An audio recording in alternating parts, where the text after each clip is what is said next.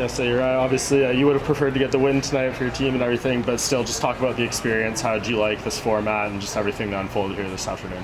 I thought it was awesome. I've done a couple of these before, and there's no secret that there are people that are doing jiu-jitsu full-time as a career, which I think is awesome, and we got to see some of those guys compete today, and so I love that we had a great team out there. We're super competitive, and it's motivating to do more of these. And I may actually, with A1 Combat, do some more grappling events also.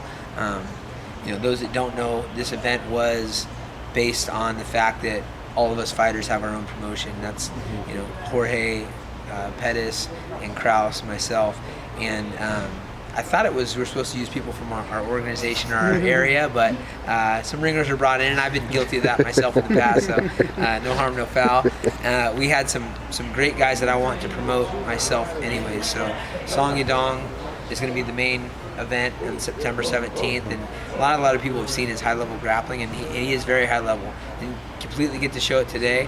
I also have Ryan Loader, who's fought for my promotion and is a two-time All-American, four-time national qualifier, and an undefeated mixed martial artist. He's also a jiu-jitsu player, and so it's good to have him out there. And then Rafael Domingos, he's 10-2, 9 submissions in the first round in mixed martial arts. So looking forward to having him fight on our promotion as well. And it was fun to represent. It's always good. I would have liked to got in there and mix it up a little bit. I actually hurt my knee about a week ago, and I think I probably could have gone, but it was, Song really wanted to compete, and I'd already filled it in with Rafael as well, and I probably shouldn't risk it against these 280-pound or 200-pound dudes, because I'm not, I'm a competitor. Yeah. So glad that I'm healing up, but it would have been nice to get in there. Was there any hesitancy using Song just because he's got a fight coming up? We've seen some injuries happen. You always think of Cub Swanson and stuff in this event, where you kind of find negating the risk a little bit. Yeah, and so we had a discussion with the production team, and I was actually gonna pull him based on who we were going against and size difference. Right. And I also talked to the UFC brass and kind of let them know what was going on, and I was gonna not have him compete, and then he said, "Coach, come on, I train all the time. I've done a lot of combat, done a lot of jiu-jitsu matches in China, and I'll stay safe. I know what I'm doing. I'm not a beginner." That's what he said. Not quite as eloquent with the English, but in our language of fight, I know exactly what he meant, and so I don't want to take that away from him. And I've got a tradition of doing a few submission grappling matches just because, and I've always gone against the who's who, and so we were excited to get that match against a rising star and J-Rod. He's a guy that I watched and I've been impressed with, and he's a 20-year-old kid, bigger than Song, and is focused full-time on jiu-jitsu with one of the best teams in the world. So without the coin toss, we were doing pretty well, but it's exciting to know that Song really likes to compete. He likes to test himself, and that he has the skill to do so at the highest level. And what do you think of this fight between him and Corey? Obviously, a win here takes him to the next level in an insane bantamweight division right now. Yeah, I think it's a great opportunity, and Sandhagen is no joke. That guy is dangerous, and he's tricky, and very unique fighter because of his body and his skill set. So I think it's a great matchup for us, and we'll take lessons from his fights in the past and expect the best Sandhagen that they'll have to put out there, and he's definitely going to get the best Song, because Song is constantly improving and working his butt off and has that eye on the prize, which I think is the big thing that needed to happen. As a guy that came in a room full of killers when he was a teenager by himself from China, to now understanding that he should be the world champ, that's the biggest shift. Yeah, and a couple other things going on with you. The Davis and Figueiredo relationship. I'm curious how that came about, and what he was looking for in terms of how you can help him moving forward, and just how that came about. So the biggest thing is we've got a program at our team, Train with Tam, and we've got relationships all over the world. We have fighters from Korea, from China, from Japan, from every part of the world. Chechnya and Azerbaijan and Russia and Brazil and so on and so forth. he came down for 2 of his camps, and because of the beef with him and Cody at the time, and Cody was dropping to 125, we had to kind of like say, hey man, for the time being, let's set it off. But I really hit it off with him. I think when it comes to management, I was the same way. You have to find somebody you trust, and you have to find somebody that has seen the business. It's one thing to just, go with the shiny object, but I've got a great team behind me with Vayner Sports and Lloyd Pearson and their whole staff. Fabio Prado is also a longtime coach of mine, but has helped me manage the Brazilian fighters for years. And a lot of people don't know that I had one of the largest management firms before anyone knew who I was. MMA Inc. with Jeff Meyer and Mike Roberts. We had Anthony Pettis, who is here. We had Chael Sonnen and Chad Mendez, and the list goes on of high-level fighters that we managed throughout the years. And that was my company that I started. I brought those guys together. So I'm happy to do my part. I do stay in my lane. I will be doing my best to help him, guide him, give advice, but the Vayner Group will be doing a lot of the heavy lifting. But he has a relationship with myself and Fabio Prado, who he trusts. Yeah, and what kind of advice can you give him, though? Because it seems like he's somewhat disgruntled. I know he was really upset by the interim title. He says, they need to pay me if I'm going to stay at 125. How do you guide him through this to a place where he's in a good spot? This has been a very short-lived build-up to us coming to an agreement to help with his career. And the first thing I got here, when I talked to him, I said, hey, man, worry about being the best guy on the planet. The UFC, they're no dummies. They're not snakes. They're not anything. Keep the disgruntled stuff, to yourself. Let it be motivation, and then let the people who talk about that. I mean, the UFC will know that, whether he's getting paid what he's worth, and they have to kind of recognize that. And fighters are going to be disgruntled. And the more money they get, they're going to get more and more disgruntled because they don't have more. And sometimes it feels like they're getting slighted, and a lot of times they are. But at the end of the day, unless you have some sort of leverage at the point, you have to let the bygones be bygones, because it wasn't like he was crooked into anything. He had management that got him to this position. So, hopefully we can help him get what he's worth, and he can continue to reign as the baddest dude on the planet. And he's a good person. He's got a great heart. He's got a great mentality. He's got natural gifts, and he's the champion of the world. So he's got a lot of things stacked in his favor. And just reminding him, be positive. You got to stay positive, and the good stuff will happen. Yeah, Urijah, just to close it out, since I know we don't got much time, just thoughts on 2 of your recent athletes, Maycee last night, and obviously Josh a couple weeks ago. This is I'm glad you're bringing this up, because I was super disappointed, and Josh was also, on the fact that, he wasn't treated that great this last week. I mean, we were expecting for him to be there sideline. He's beat so many guys in dominant fashion. He's had these major injuries, and he needs that fight next, that 145-pound belt. He's the guy that can match up well with Volkanovski, that can pack a punch that puts people out cold with one punch. He can handle a volume, has wrestled his whole life, wrestled in college. That's the matchup. And I was a human development major in college, and they always taught us, for those, when you go in to teach elementary school kids, you got to watch out for the guys that don't have a loud voice. And he's kind of been overlooked, but he's there, ranked number 4 in the world, beat some incredible people. Amazing performance against a killer. And the other people in line would be a Brian Ortega or a Yair, and they've both been beat by the top guys. So, Josh is the guy. We're hoping to get the camera on him, get him, watching the event. And to be honest, it was kind of a mishap, but he had a really bad experience. He was put way back in the seating, not even with the rest of the guys, and had to find his way by himself upstairs, because they have peons working security that are getting paid minimum wage that are like, hey, you can't come this way. And he's not a confrontational guy unless you're paying him to beat someone up. And so he was really upset that there wasn't more made of the fact that he's the guy in line. And I'm going to talk to Dana about it, and I'm going to talk to Hunter and let him know it's really bullshit. Maycee, on the other hand, is a girl that does speak up, and she has been screaming forever to look at me, and there's reason for that. She's young, she's 24, she's dominant, she's getting better, she's doing all these extra things that a lot of people don't have the dedication or the discipline to do. Getting up early, working on her mind, working on her body, and she's going to be a champ. So we're excited for that. Do you think that Josh, we know the business is going to be what it is, what Alex does next, et cetera, move up or whatever. Do you think Josh will wait for that undisputed shot? Or let's say Yair wins, do you think you could see an interim, and would you tell him, hey, jump on this opportunity if they say there's an interim?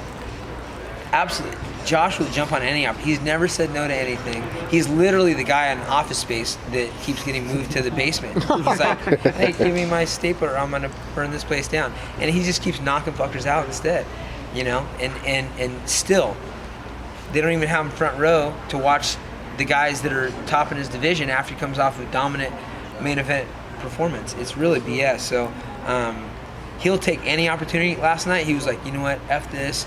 I wish they'd just release me. I get no respect, blah, blah. And I had to remind him, he's like, I think I'm going to drop down to 35, so I'm going to fight O'Malley because that's who's getting all the credit. And I'm like, first off, that's not going to be good for your body to drop that weight.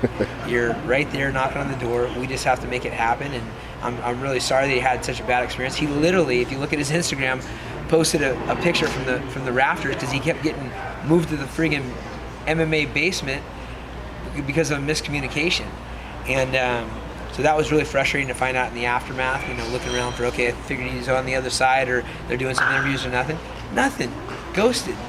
It's really sad, and his wife was livid, he was livid, and he just was like, what do I have to do to get a little bit of respect, you know? So Dana, I hope you see this and understand that it's Josh's time. And he was, you know, he did every interview he could leading up on his own. I know when he came to Vegas, he set stuff up. He tried to put himself out there. And yeah, like it seemed like a layup that, you know, you put him on the post-fight show and get his thoughts or like something like that. And there was none of that, right? Zero. Yeah. Not only that, he was literally put in row G, seat S with general public, and it was a mishap because of the way the tickets were happening and whatnot. But and then we didn't know about it until it was too late, and he's just angry. He wasn't, you know, he's not gonna like fight the security guard because he's trying to get someone. So it was a misunderstanding, but look, give the guy his friggin' respect. He's been taking the hardest road possible, multiple surgeries on his hands, on his face. He knocks dudes out. He cuts the weight. He lives like a professional. Like, it's time. Urijah, hearing your passion for your athletes, I gotta say, is it that you've gotten too successful at the other stuff? You have people talk about Henry Cejudo, Habib. Urijah Faber's been coaching winners for a long time. Why are we not talking about you as the #1 fighter turned head coach more? You know, I wish I could take credit for that, but honestly, what I've done is create a great team and a great structure and system, and it's all about, you know, training all year round and filling in all the blanks. And so I am not like the guy making it all happen. I am on occasion somebody's go-to guy, but Danny Castillo, Joey Rodriguez, Chris Holdreth, the list goes on. We've got Guillerme, who's a kickboxing coach for us, and Coach Kirian that helps work with some of our guys, and we have a huge amount of resources, including the peers that work with each other, like Ryan Loader as a wrestling coach, and Alex Munoz as a wrestling coach, and so there's a big and I've had such bad experiences bringing in coaches that try to make it about themselves. It's one of the most irritating things on the planet. I'm not going to name any names, but it's happened to me a couple times where I'm like, you know what, dude, look, I'm in a different position because I made my name. I've been in the limelight. I don't need that. And so it's really a hard spot when people make it about themselves. And I'm really singing the praise of our team. Our team's amazing. Appreciate it. Back to Josh real quick. With the Alex not really mentioning a fight with him, do you think that's the UFC not promoting that fight or giving Josh more shine, or is it Alex not looking at other things to do? Well, let me tell you this. I think was Chuck Liddell managed by Dana White at one point before you owned the UFC? Yeah. He managed him at Cheeto at one point. So Dana White had a personal relationship with Chuck Liddell, who doesn't speak a lick. You can't get him a couple sentences out of him most of the time unless you're sitting there hanging out with him. Yeah. Like I was this last weekend. But he knocks people out cold. He's a silent killer.